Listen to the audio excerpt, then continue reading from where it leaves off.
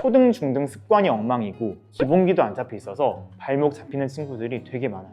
초등 아이들한테까지 혼자서 하기를 바라는 분들이 많으세요. 애초에 저는 불가능에 가깝다. 민찬아, 단원평가 못 봐도 돼.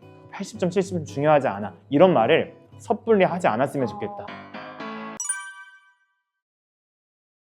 2부에서는 우리 임민찬 작가님에 대해서 좀 더 알아보도록 하겠습니다. 이 책이 벌써 5번째 책이시고 인스타에서 보니까 부모 강연도 굉장히 열정적으로 하시더라고요. 이렇게 자녀 교육에 열정을 쏟게 되신 계기가 궁금해요. 요즘에는 무슨 생각이 많이 드냐면 저희 엄마랑 많이 겹쳐 보이는 거예요. 그런 게 많이 느껴졌어요. 우리들의 모습이요? 네. 왜냐면 그러니까 저희 엄마는 이제 저를 전라남도 목포라는 작은 지방에서 키우셨고 그 당시에 이런 그 집 아이 같은 유튜버가 있었더라면 좋아질 텐데 교육 유튜브라는 것도 없었고요. 시행착오가 되게 많아졌단 말이죠. 요즘 우리 학부모님들은 이렇게 요즘에 교육서들도 많고 영상들도 있는데도 고민이 많으신데 엄마는 더 힘들었겠다. 그때 엄마한테 얘기를 해주는 마음으로 하다 보니까 책도 열심히 쓰고 그렇게 되는 것 같아요. 번째 책은 그럼 어떻게 쓰시게 된 거예요? 그러니까 중고등학교 때 이제 의대가 목표인데 의대생을 직접 볼 기회도 없고 의대를 이 지방에서 거의 못 가다 보니까 방법을 잘 모르겠는 거예요. 그래서 저는 의대생이 되면 지방 예대를 좀 돕고 싶다는 생각이 있었는데 대학생이 돼 보니까 결국에 서울에서 대치동에서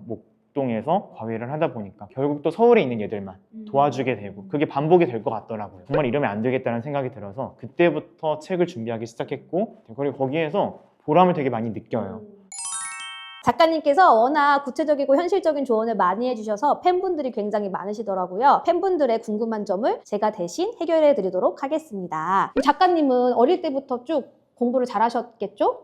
사실은 또 그런 오해들도 있고 오해예요? 또 이제 부모님 두 분도 다 공부를 뭐 잘하셨을 거다 이런 오해들도 있거든요. 어머님이 전업주부셨고요. 저희 아버지는 돌로 석상을 만드시고 납골당 하시는 석재 사업을 하셨습니다. 초등학교 저학년 때까지는 제가 막 공부를 좋아하지 않고 제가 게임을 되게 많이 했었거든요. 두각을 나타내거나 그런 게 없었는데 4학년 때 담임선생님이 습관이 잘 돼 있기 때문에 저희 엄마한테도 공부를 시켜보면은 잘할 것 같다 이런 얘기를 처음 해주셨습니다. 그때부터 저희 엄마도 교육 관련된 정보들도 찾아보시고 또 본격적으로 제가 공부 학원도 더 많이 다니고 또 그랬던 시기였습니다. 저희 엄마한테 감사하는 부분은 저한테 선택권을 항상 주셨던 것 같아요.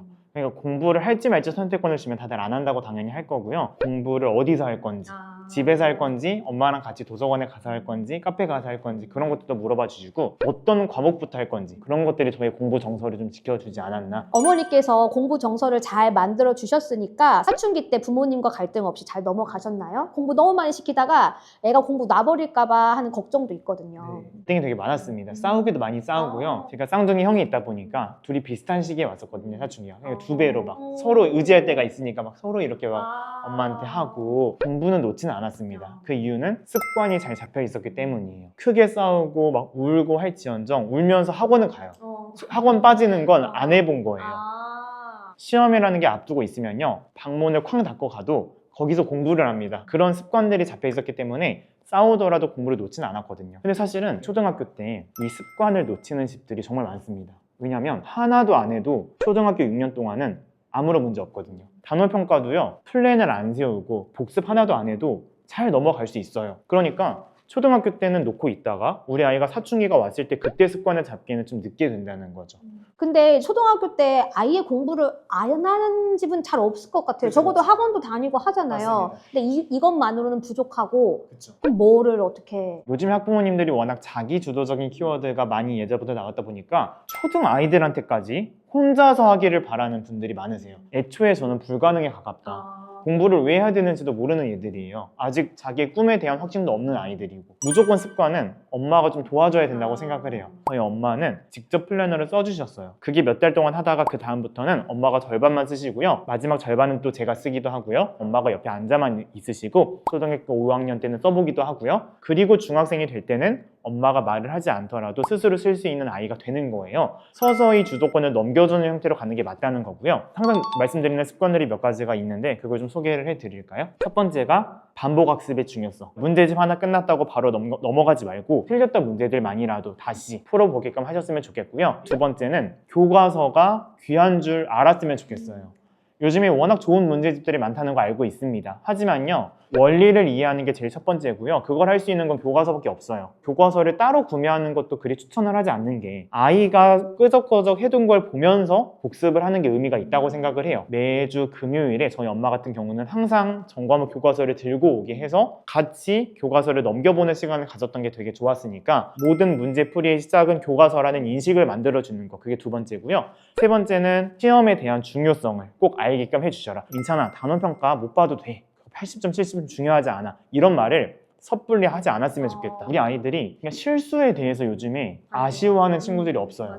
90점 넘으면 칭찬을 바로 해주거든요. 실수에 있어서는 확실하게 때로는 지적도 저는 필요하다고 생각을 해요. 왜냐하면 아이들한테 100점을 맞는 게 좋은 거구나, 그 정도의 인식 정도는 필요하다고 생각을 하거든요. 우리 아이가 시험을 못 봤을 때 위로해줄 때는, 그때는 단원평가가 중요한 게 아니라고 할 수 있지만, 단원평가를 앞두고 있는 상황에서 중요하지 않다는 인식을 자꾸만 줘버리면 그럼 왜 하는 거야? 라는 인식이 생기거든요. 단원평가 있으니까 이거 추가로 해보자.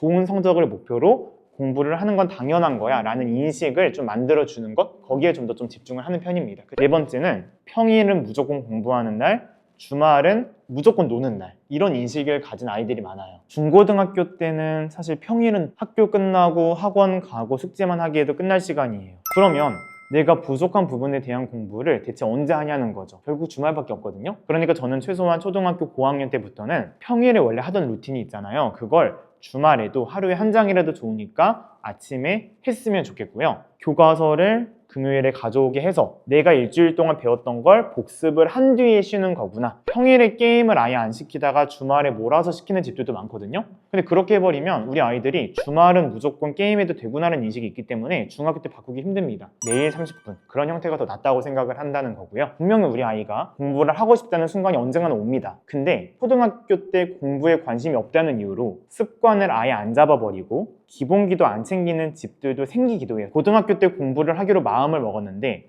초등, 중등 습관이 엉망이고 기본기도 안 잡혀 있어서 발목 잡히는 친구들이 되게 많아요.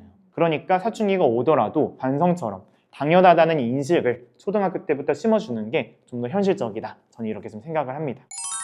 쌍둥이 형이 있다고 하던데, 근데 저 사실은 작가님이 초등학교 때 형하고 골든벨 울린 거 기사로도 봤는데. 정말요? 네, 있습니다. 예전에. 도 대회에서 해양 관련된 뭐 골든벨에서 맞습니다. 형 우승하고 이제 맞습니다. 작가님이 준우승 해가지고 네, 막 맞습니다. 기사에도 떴더라고요. 네. 어릴 때부터 아주 훌륭했던 네. 형제였는데 지금 쌍둥이 형은 어떤 걸 전공하고 있어요? 형은 이제 그 문과 쪽이어서 오. 보건 정책, 관리학부 이런 것들 하고 있고요. 사실 형 같은 경우는 제가 봐도 꼼꼼함이 너무 떨어져요. 떨어져요? 네. 형은 욕심도 없고. 그래서 항상 제가 중학교, 고등학교 때도 먼저 문제집을 풀어보고 형한테 제발 이거 풀어보라고, 이거 시험에 나올 것 같다고 하고, 제 공부 계획을 세워서 형한테 공유도 많이 하고. 그러니까 형은 되게 엄마가 더 오랜 기간 동안 같이 짚어주시고, 집에서 공부하는 루틴 같은 것도 형한테는 학원 숙제부터 제대로 하는 걸 많이 시켰던 것 같아요. 저는 욕심이 좀 있었다 보니까 학원에서 하는 것 이외에도 더 추가적으로 문제집 같은 것도 제가 하고 싶은 게 있으면 넣어주시고 그랬던 성향 차이도 좀 있었습니다. 일란성 쌍둥이요, 일란성 쌍둥이. 이란성. 그럼 생김새는 달라요? 네.